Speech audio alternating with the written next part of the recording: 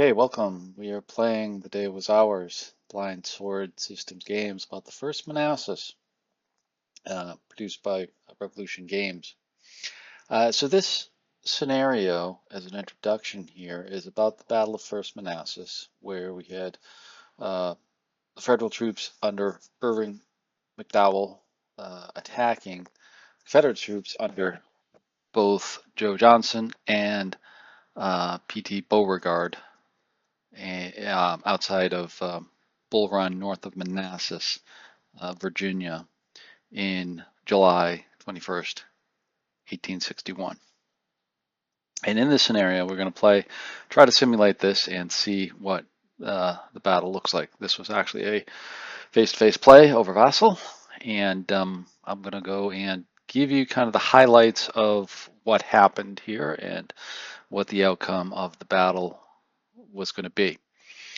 So first we'll start out, kind of give you an introduction. Now we played the full battle here, so this was starting at 9 a.m. and ultimately, hopefully going to the 5 p.m. turn. And you may notice here, I've got the turn track up here already, and we are actually going to start looking at the 1:30 p.m. turn. And the reason for this is the 9 a.m., 9:30, 10, 10:30, 11 a.m. turns were quite honestly, uneventful because we did some maneuvering, but there was a lot of failed activations and a lot of chit play that inhibited freedom of movement to getting the troops on the board. And with this particular blind sword scenario, there's a lot of maneuvering to get troops into contact with each other. So we spent most of the morning turns doing this. Then at the noon turn, uh, the lull set in. There's a special rule for a lull which lasts an hour and a half, 3 turns, and essentially stops the action and lets the units reposition, but there can't be any attacking or anything like that, within there. So that's why I'm starting this back up at the 1:30 position, because as I said, the morning was a lot of maneuvering and it took a long time to maneuver these units to get them even close to each other. We actually had to burn up a few special chits here as well to actually get them in the positions that you're about to see. Then we had the lull, which pushes them back to a certain line, which I'll highlight here as well. And then we started up with a 1:30 turn, and we were able to get a little bit more action going here. As I said, it was a lot of maneuvering. We didn't have anybody on the broken track. If I look at my broken track here, see there was no units broken. We had a little bit of artillery firing back and forth with each other, but nothing to even make them battle worn or shaken or anything like that. So there's a lot of maneuvering. Didn't get a lot of action into the morning. But once we got into the afternoon here, that's where I'm going to show you what really happened, with the battle and how it worked here. Now, a couple other points I want to highlight too. You'll notice in the victory point track, a couple things here. The Confederates, with all of this maneuvering, wound up getting 10 victory points head start by controlling the Stonehouse, Matthews Hill, and Portella over here, which gained them 10 points through those morning turns and brought up quite a substantial lead over the Federal troops in the morning. Federal troops picked up 2 points, eventually picking up the Portella and eventually getting Matthews Hill over here as well to get points as well. The other thing you'll notice is that the regular forage chit, that's marking that it's already been used twice in the scenario. They've only got one more to use. We had to use that because there were so many failed activations with Hunter to get them on the board. So that's where we are at the start of the 1:30 turn. Let's take a look at the board itself. You can see on the board itself here, we've got units positioned with the Henry House Hill over here, or ridge, I should say. We're actually looking, top is facing east, north is to the left, South is to the right, and west is to the bottom.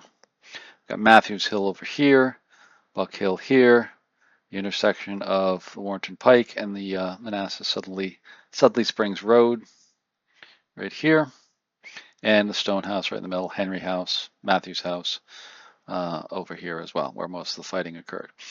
The units are arrayed in this order. I'm going to zoom in so you can see it. I'm going to zoom in towards the center to see. You can see Burnside has moved up to the road.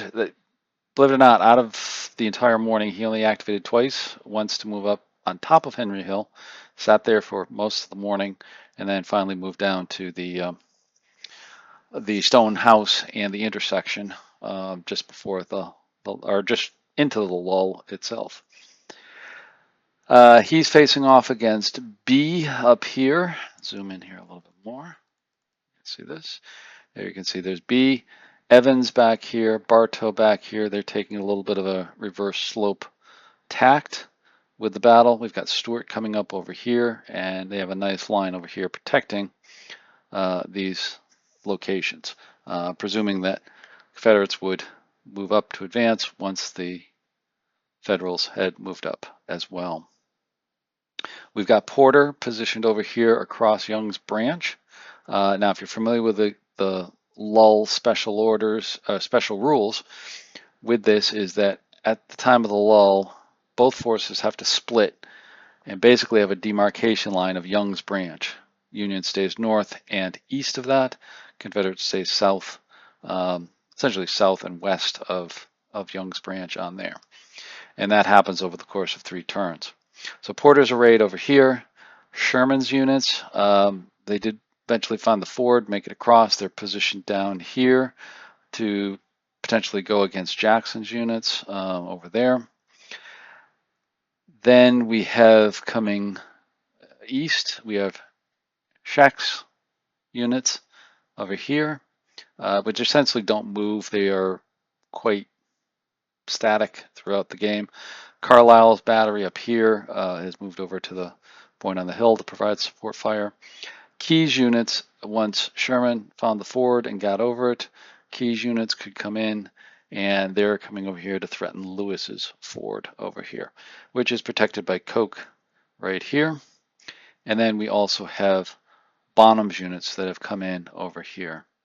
Now there's still some more reinforcements coming on the board, and let me show you those. So here we are with the at the 1:30 p.m. is Bonham. Then we have some event chits, which are the exhausted and low ammo for the Confederates. Also B has another unit coming in, the 6th North Carolina. Then we have Elzey's brigade coming in at 2 p.m. as well. Then at 2:30 we have Early's brigade, and then at 3 o'clock we have one last artillery from Kemper, the Alexandria brigade, moving in at 3 p.m. for reinforcements. Union do not have any more reinforcements coming in. They are all on the board as we speak. So that is where we are with the 1:30 turn. So we will take a look and see what happens with this with the 2 p.m. turn.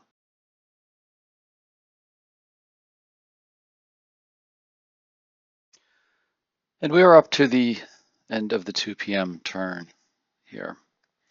And we see with this particular situation, now we have Porter, who we saw in the prior segment was aligned over here across Young's Branch.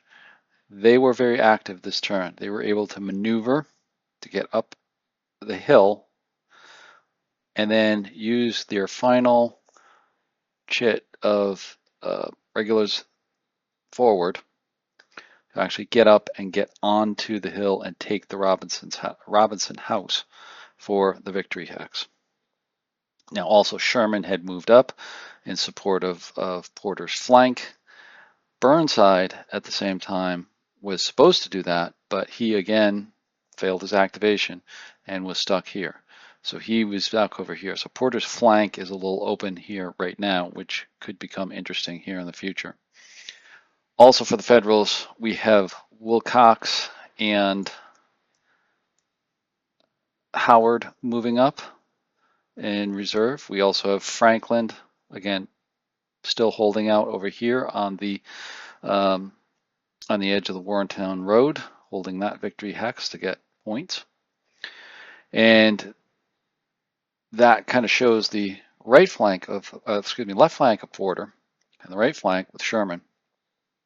And then back here, we still have Keyes and Schneck sitting back here across Bull Run, just kind of waiting for anything. Now, from the Confederate perspective, this is where things are getting a little tricky for the Confederates, because Jackson is starting to move up over here to counter Sherman's actions. We've had B and Evans, and Bartow's back here as well, defending the Henry House Hill. B has moved up to confront Porter's units here and has some significant strength points to attack with. But you notice the 4th Alabama got into an attack with Porter's units here, and Porter's units got the best of them, knocking them back and depleting them. You'll also notice that this Porter unit is quite powerful. He has a 12 strength point with a 5 cohesion, which means he will have pretty tough goings against the Confederate units that go up against him. So he can attack fairly well because he does have good supporting units, and he can defend pretty well with the same reasons.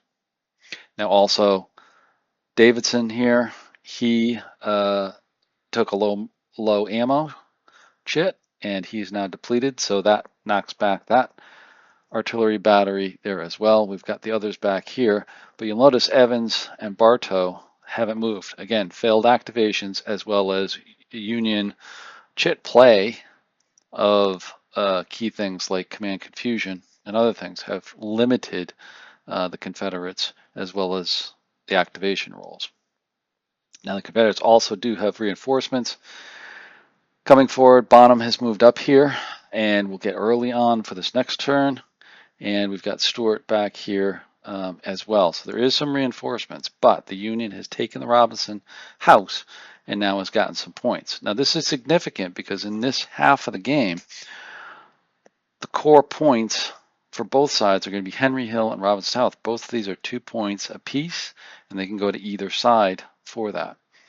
And the Union also gets another 1 point back here for holding that. So at this particular point, the Union gets 3 points, the Confederates get 2, and that's reflected in our totals, victory point totals, if we look back over here.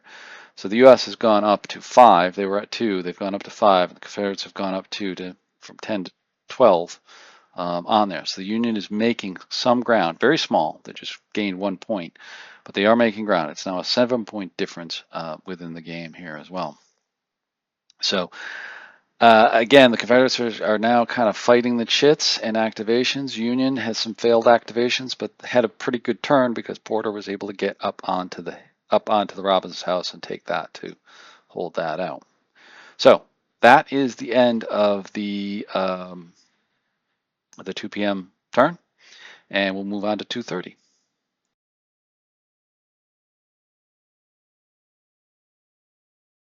So here we are at the 2:30 turn. Now this had some significant events here for both Unions and Confederates. From the Confederate perspective, they did get some better activations.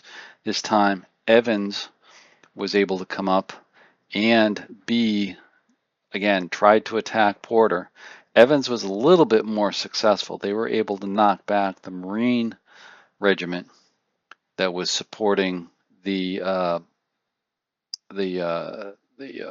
infantry battalion up on Robinson House Hill and was able to get in there. But then they, in turn, the 1st Louisiana and 4th South Carolina were pushed back from the attack over there and had to retreat back over in there. B and Bartow were up, B, Bartow is down here. B was up here, also tried to attack Porter again with the other units that were there, failed. You can see what happened there. They were both battle worn and then had to retreat back. Hampton Hampton's Legion has moved up to counteract Sherman's move, because you notice Sherman is moving up this swale, this wooded swale here, to try to get position to hold flank, while his other units, 79th New York and 69th New York, are positioning to try to get up the hill to go after Pelham's batteries over here. Jackson is trying to adjust for that to try to attack Sherman's units and try to push them back so they can't get over there. But the real thing is that's real standoff over here at the Robinson House, where Evans has made some progress, but B has been pushed back quite heavily. Now, also on the Union side, Burnside finally did activate this turn, and he moved up and took the Henry House Hill. And then Wilcox is following up in reserve and kind of blocking out Evans that's driven deep between the Robinson and the Henry houses up on the hill. Meanwhile, a little bit of problems for Bartow. Still hasn't moved, and has been stuck back here. Again, fighting chits and activation plays over here as well. Burnside's in position, but Bartow wasn't able to counterattack over here to do anything. Meanwhile, we got Esley's coming on here and going to move up the road, so they'll provide a punch. We also have Bonham, who has moved up onto Bald Hill to potentially take on Arnold's battery up here and potentially Franklin's units over here as well, or to at least flank Burnside and try to push him off over there. So the key point here is that the Union has captured both Robinson and Henry. As I said before, these are 2 points each for those units. So they're going to pick up 2, 4, and then 1 more over here for number 5 for this particular turn. Now, on another thing that happened over here, Keyes tried to move up. Koch's artillery depleted that unit. They're pretty much out of action over there as well. But again, we have on our broken track, we still don't have any units that are out there. And then on our victory points, we've actually added 5 more points for the Union. So that took them from 5 to now 10, whereas the Confederates have not gained a victory point because they don't have any victory point location that gives them any points. So now it's a 10 to 12 game. It's only a 2-point game now here at the end of 2:30. So it's been a significant swing because of failed activations and chit play, not being able to get units up there and to be able to attack very successfully across here. So let's move on to the 3 p.m. turn and see how that goes.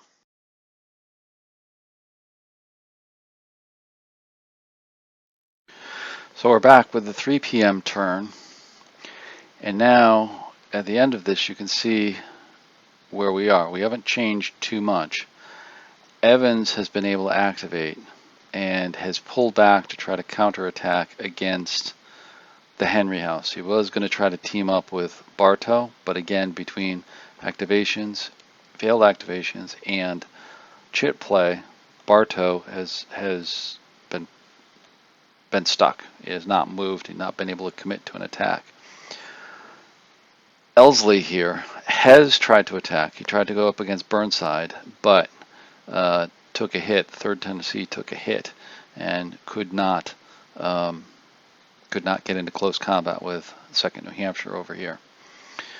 So the Henry House is still in Union hands. Wilcox is here now. Burnside initially was there but got knocked back by Evans. And then one of the reserve units from Wilcox moved up into position to hold out. 2nd Rhode Island has retreated down off the hill here to recover, as well as the 38th New York, who is there as well as part of the attack that was by Evans, was also reduced or battle worn because of that. Evans did take some hits. You can see there's one unit that was shaken and battle worn, and then you've got the 4th South Carolina A that's also battle worn. The only one that's not is the 1st Louisiana, sitting back here with the Rockbridge Artillery, trying to take trying to take shots at Wilcox, but again blocked here by Evans, so it makes it a little bit tougher for them to get into action. Meanwhile, to the north, Jackson has maneuvered a little bit. They went into attack, but when they rolled for the attack coordination, they only got 2 units moving for this. So consequently, they just shifted some units over here to get ready to try to hit Sherman's units over here, but kind of disappointing for them to be able to get into attack. Meanwhile, Sherman shifted over to this swale and be able to get into this, hidden position here to support and hold the Robinson house along with Porter. We'll let Wilcox and Burnside hold off on the Henry house, and then they can call on reserve Franklin if needed to hold out there as well. Reynolds artillery over here for the Union took a low ammo, so now there's one Union, one Confederate low ammo. We did have some Confederates moved up, as I said. Isley, we've got Bonham has moved over here, but he has failed activations.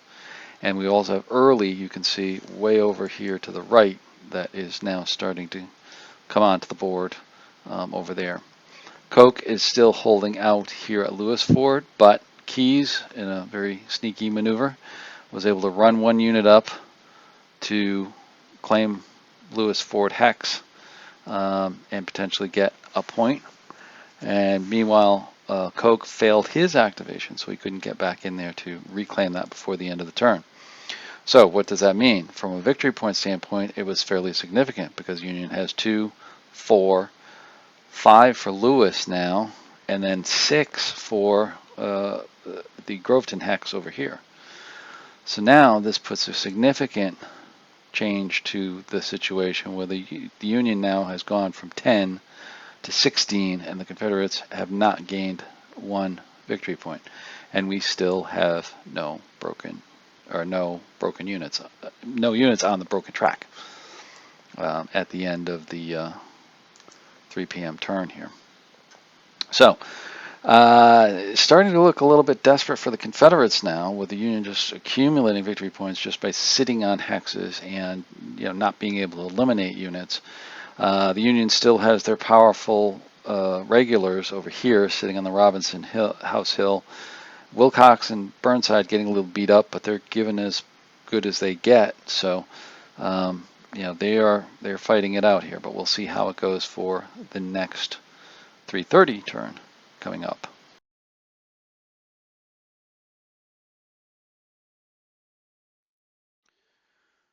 Okay, we're up to the 3:30 turn, and first off, Jackson on the Confederate side gets an activation and attacks. But he is limited because he only rolls for 3 units in the attack coordination. He immediately goes to attack Sherman's units who are right in this general area and drives them back. Initially pushes them back, and they have to retreat, and then they eventually move back over into this general area. As you can see, they're still in good order.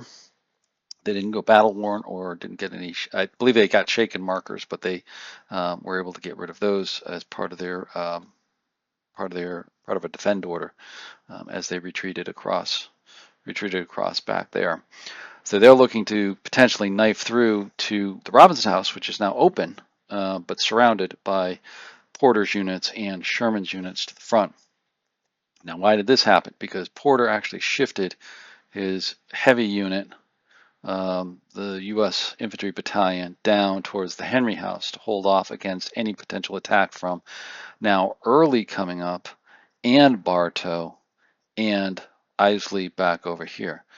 But a combination of failed activations and Union chit play limited both Bartow and Isley. Early just moved up into position, so they couldn't really attack at that point. Evans needs to do a little bit of recovery here. B tried to do some recovery here as well. Did get 1 unit back in good stead, and is is ready to go. From the Union perspective, is just holding the lines. They're just trying to hold the positions as long as they can to accumulate points, because the name of the game is getting points per turn. And while the Union has both of these positions, they will get all of the victory points for each one of the turns. So they're consolidating over here. Meanwhile, Franklin has moved up over here to support. Arnold was actually hit by artillery and depleted, and had to retreat back there with everything. To the east, Koch had reclaimed Lewis Ford, so that took away a victory point this turn for the Union. And you can see Keyes' second Maine was driven back by the artillery back over here. So this is where we stand. Jackson's made some inroads, but the other units have kind of been stuck back here to attack Henry House Hill. Burnside is strengthening over here, bringing up some artillery, as well as Wilcox moving up there as well. One bad thing for the Union, you'll notice Howard's units way back here have been stuck. They have failed their activations. They have been the ones that have been sacrificed for the failed activations. They're stuck on the Manassas-Sudley Springs Road over here. But this is the end of the 330 turn. Getting a little bit desperate. Let's take a look at the victory points. Here we are with the victory points here, and you'll see now the Union is up to 20 points to the Confederate 12, because Confederates can't get any points. They've got to reclaim the houses to get any points. So the Union is amassing so many points here. So it could very well get down that if the Confederates can't make an attack to drive them off these hills, that the Union can just get overwhelming numbers, and we could win the game early from this. So we'll see how it plays out. Again, we're more fighting the chits than fighting each other with this, because as you will see in our broken track, there is still no broken units. We've battle worn some units and we've shaken some units, but we haven't broken them yet, just because we can't get them close enough to fight it out. So anyways, let's move on to the 4 p.m. turn, see what it looks like, and go from there.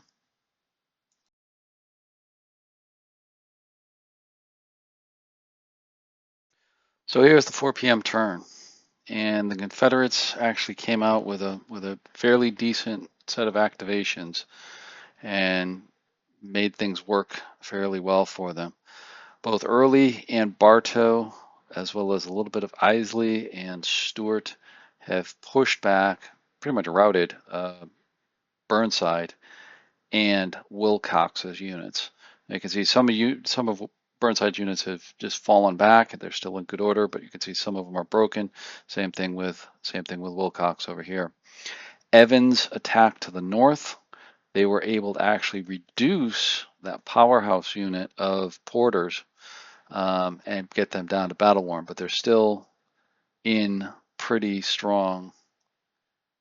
They still have pretty strong numbers, 6 and 4 for their numbers. So they've been able to push back, and if you notice, the Confederates have retaken the Henry House victory hex. Robinson House is still firmly in U.S. control. Jackson wasn't able to muster up an attack. We had Hamden's legions come in here and push back Sherman's 2nd Wisconsin. Jackson, a couple units battle worn, a couple units moving up, but Sherman still has 2 units back here as backstops, plus Griffin and Ricketts artillery have moved up to this ridge, providing a backstop of support for the units over here as well. To the east, not much has happened. Keyes over here lost 1 unit to artillery. Actually wound up on our broken track. We have 1 unit on our broken track, and that's the 2nd Maine. It was broken as part of a artillery barrage over here. So we did get 1 unit onto the broken track. Everything else you can see is just battle worn, or there is some morale effects on there for many of the units over in here. So, oh, and we also have Franklin has shifted and moved across, starting to move up. Also put one unit, the 5th Massachusetts, down here to block any Bonham's attempts, but Bonham failed to activate and stayed where he was. So the Union is bending a little bit. They've given up some victory points. You can see Confederates have gained 2, but Union still has Robinson's House for 2, so those offset.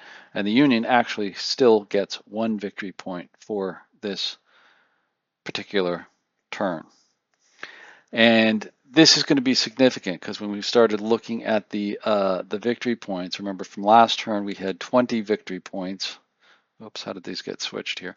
These had 20 victory points, and the Union actually now has 21. That's what it should be over here. Confederates picked up 2, which of course they were on 12. Now they're at up to 14. So the Union is 21 to 14. It's a 7-point difference for the Union.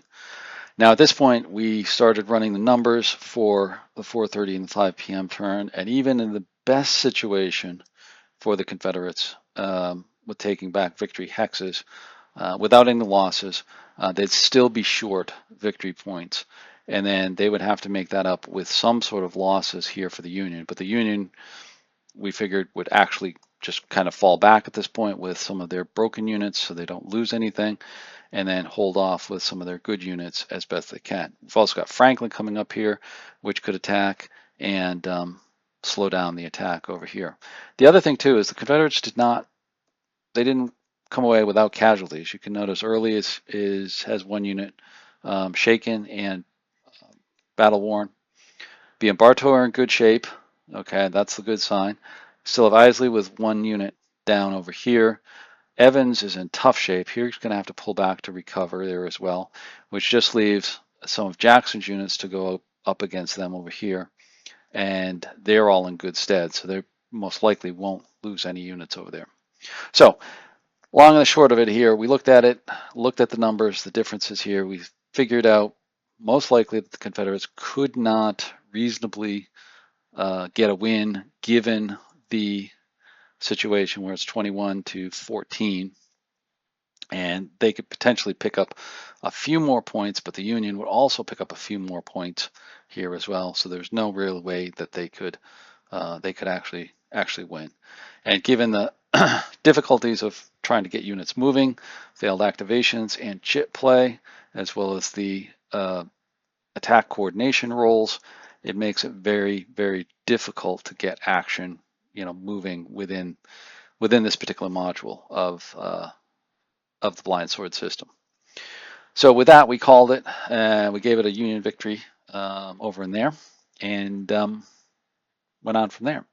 So let me close out this turn, and I'll give my final wrap up and go from there.